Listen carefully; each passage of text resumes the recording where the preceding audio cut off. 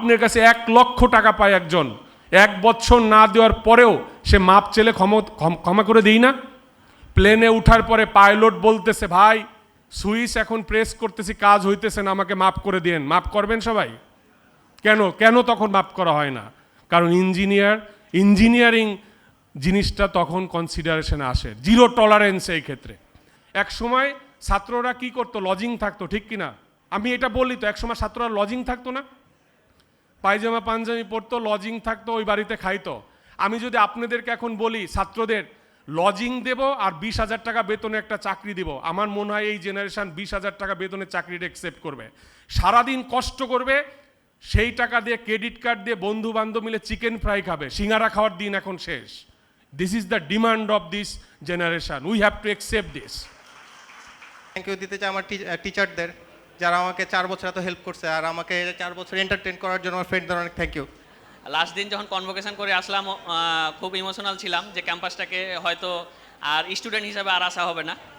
আর বর্তমানে যে আমরা মেন ক্যাম্পাসে ক্লাস করতাম, ওই করিডোরটাকে খুব মিস করব আর কি। টিচারদের সাথে প্রতিদিন দেখা হতো, জুনিয়রদের সাথে প্রতিদিন কথা হতো, আমাদের ব্যক্তিগত লাইফের প্রতিটা দিন ওখানে কেটেছে আর কি।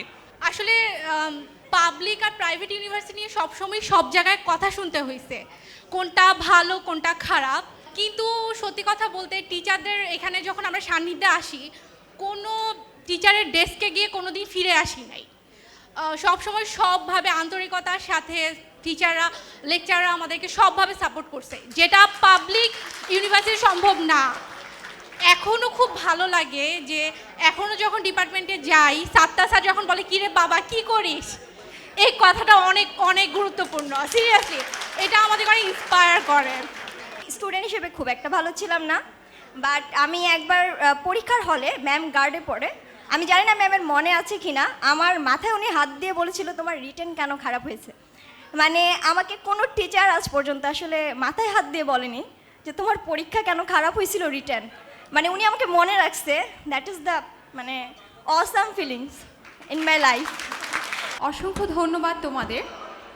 এই পর্যায়ে আমাদের মাঝে বক্তব্য রাখবেন আমাদের সকলের প্রিয় Syed Mizanur Rahman Raju sir, director of student affairs. যে একবিংশ শতাব্দীতে সম্ভবত অনেক ক্ষেত্রেই অভিজ্ঞতার আর কোনো দাম নেই।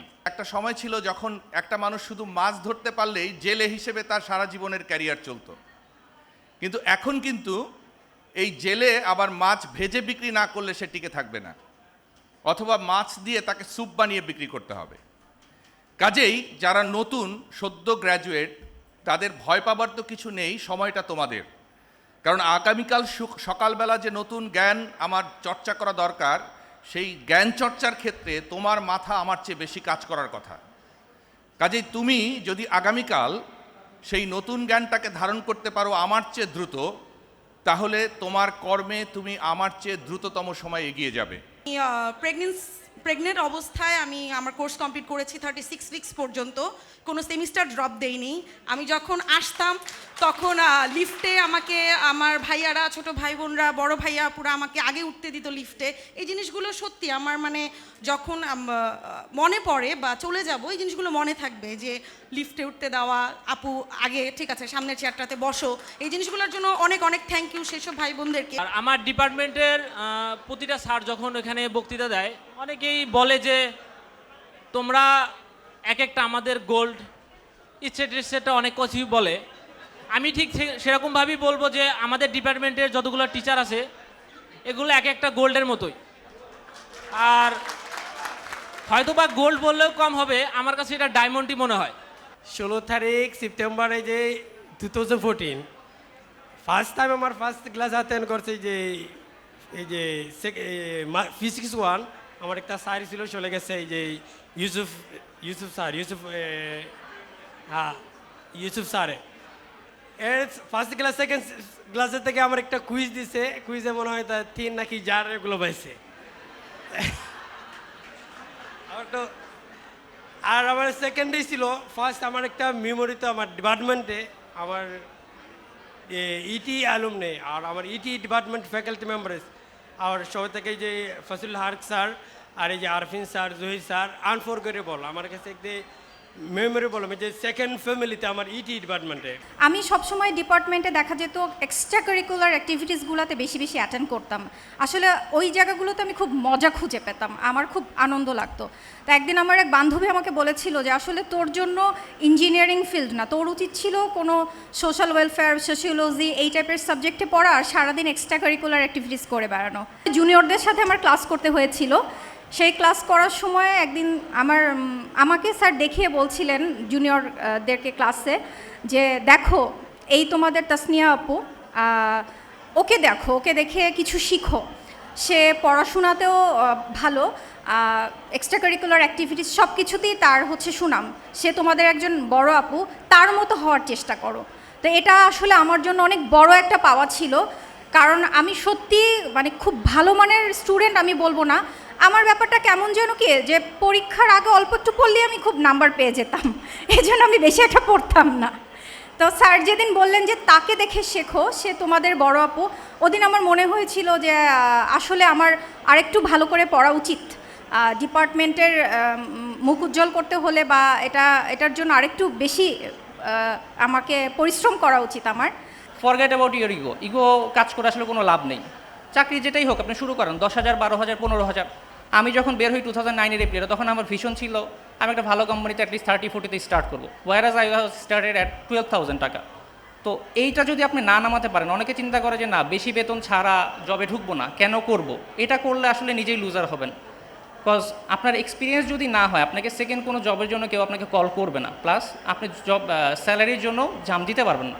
শুরুতেই স্যালারিটা মাথায় না নিয়ে যে আমার ওপর অর্পিত দায়িত্বটাকে আমি সিনসিয়ারলি পালন করি এবং আমার টার্গেট গোলটাকে আমি ফিক্স রাখি, তো ইনশাল্লাহ সফলতা আসবেই। তো শুরুতেই আমরা হতাশ না হই যে আমি শুরুতেই খুব বেশি কিছু পাবো, সেটা আশা না করে আমি আমার স্কিল শো করি, আমি সিনসিয়ারিটির সহিত আমার কাজটাকে সম্পন্ন করি, ইনশাল্লাহ সফল আমরা হব। প্রফেশনাল যে স্কিলগুলা, এগুলো থাকলে আমার মনে হয় না যে এক্সপিরিয়েন্সের দরকার আছে কোথাও এনরোলমেন্টের জন্য। নট অনলি দিস, এবং আমাদের যারা অ্যালামনাই আছে, এই অ্যালামনাইদের সাথে যদি আমাদের পার্টিকুলার ডিপার্টমেন্ট ওয়াইজ একটা কন্টিনিউয়াসলি কোলাবোরেশন রাখা হয়, আই বিলিভ যে আমাদের ডিপার্টমেন্টের স্টুডেন্টরা এই হতাশায় ভুগবে না যে আমি চাকরি পাবো না, বা আমি কি করব, বা আমি কোথায় যাব।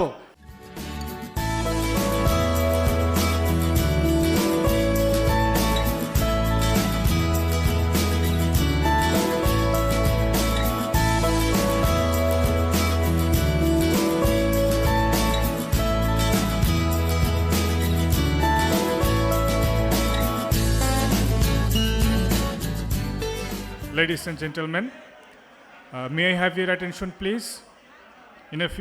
In a very few minutes, we are going to start our formal session.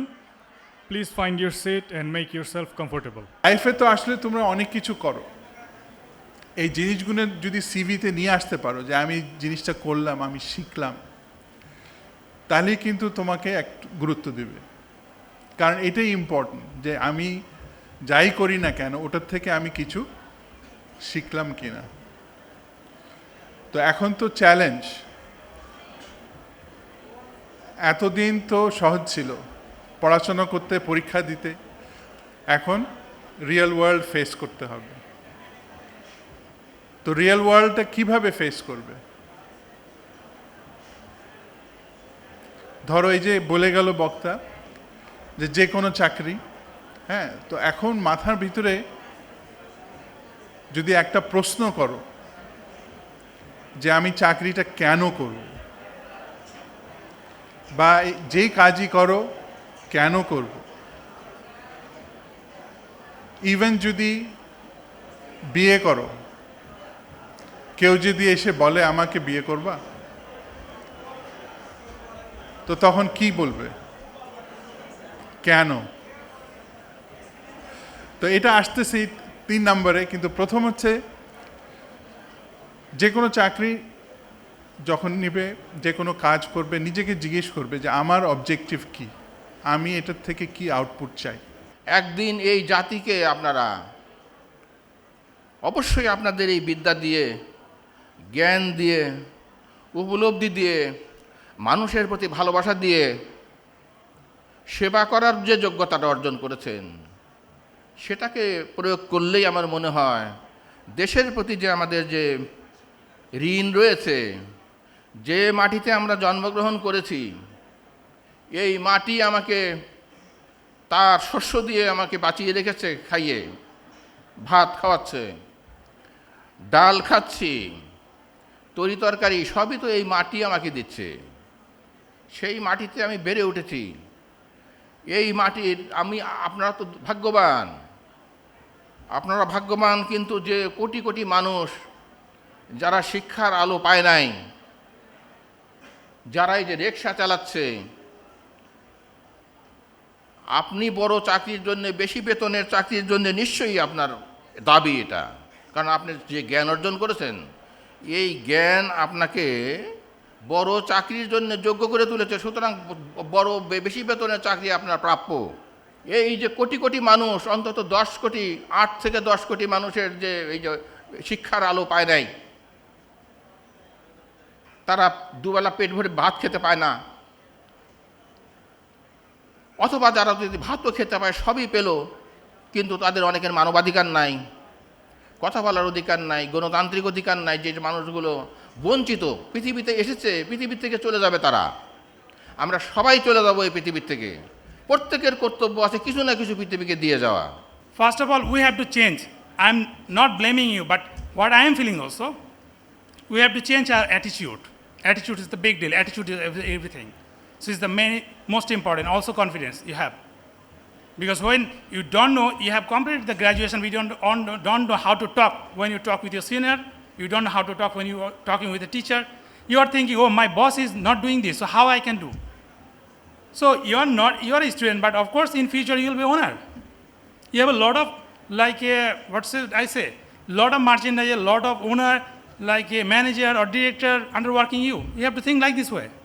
Don't think like, oh, I need job, like, looking and hunting something. If you'll get 20,000, then you will be satisfied. So don't think like this way. ঠাই নেই ছোট এ তরি, আমারই সোনার ধানে গিয়েছে ভরি।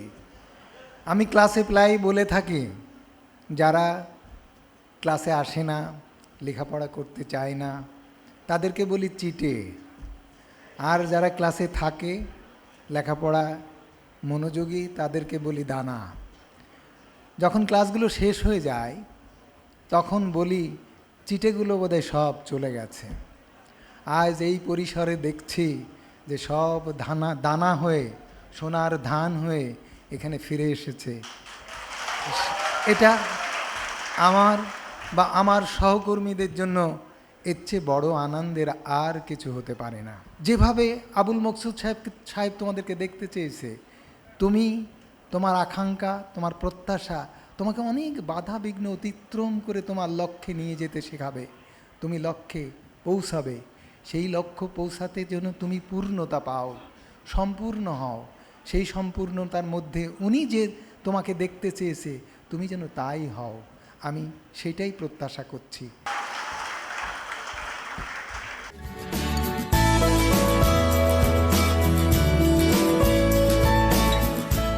তো কারণ শুধু যত দূরে সরে যাও রবে আমার বিধির পর শাস্ত্র কানা আর কানা মন আমার। সাজলো বাড়ির ছাদ, নাচলো মেয়ের বাপ, মনে মনে দিচ্ছে কোনে আগুন মাঝেলা। বিয়ের পিড়িতে আয় স্বর্গের সিঁড়িতে, আজকাল পিড়িতে পাঠাল মিষ্টি লাগে তাই। ফাগুনের মোহনায় মন মাতানো মহুয়ায়, রঙ্গিনী বিহুর নেশা কোন আকাশে নিয়ে যায়। ফাগুনের মোহনায় সুন্দরী কমলা নাচে, ওরে কমলার নাচনে বাগিচার পেছনে চাঁদ ঝলমল হাসে রে। করিয়া বাজান দেব তোরা সুন্দরী কমলা।